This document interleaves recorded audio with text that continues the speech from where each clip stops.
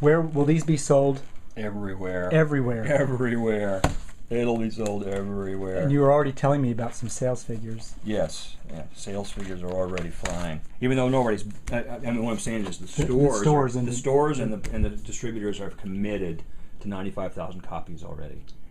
Are there precedents for pop-up books for blockbuster movies that you know of, like Star Wars or anything like that? Yeah, Matthew Reinhardt did a Star Wars pop-up book 2 years ago, which was fabulous. This is here. And look at the size of this thing. It's the whole universe of Star Wars. It's got the walkers and things. Of course, this didn't coincide with a movie. It was just there for LucasArts hired him to do a pop-up book of all this. So fabulous. What is it about movies and pop-up books? They seem to have an affinity for each other. Yes, they do. Well, I think it's because they both are in the realm of imagination. And you see movies, you see things that don't exist in reality, and you want to take it home with you. You want to be able to experience that again and again. So the nice thing about translating movies into pop-up forms is that you do get to take a little piece of that world home with you. That's one of the things the very first thing I said I wanted to do in this book was the Hogwarts Castle. I said, because I want people to be able to take that castle home with them.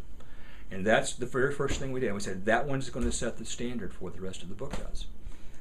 Well, the other thing is it moves like the movies move, and that's yes. And you're right. Pop-ups do have an element of time in there. So there's an element of the fourth dimension. You've got all the usual 3 dimensions, but there's also the unfolding and the moving of things.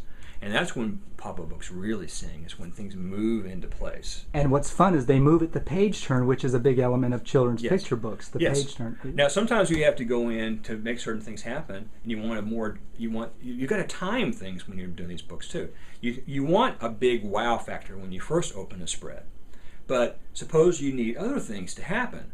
So that's where the little booklets come in, where you have to reach in there and you have to open this little booklet. Even further, sometimes you've got to reach in and pull a tab or turn a wheel. And those make you a participant in the book. You have to be the one to make that happen. So you become the puppet master. You become part of the whole experience. And it's an interactive book. It's interactive, and it's the best thing about it. But you've got to time these things too, because sometimes, like I'm saying, you can't get some of these movements in the initial opening because there's scale problems or whatever. That's where these little techniques come in handy. And are you timing with your pull tabs and paper prototype? I'm thinking when I'm designing these things. I'm knowing that I can get something to happen in the big pull, in the big opening like this when something happens, but I still want something else to happen. But it can't happen at all at the same time as the other stuff. Sometimes your eye can't even see it because it's happening so fast. You open something up and you want this little thing to move, but in order to make that thing move and for your eye to catch it, it has to be something extra in there that you actually reach in and have to make happen after the spread's already open.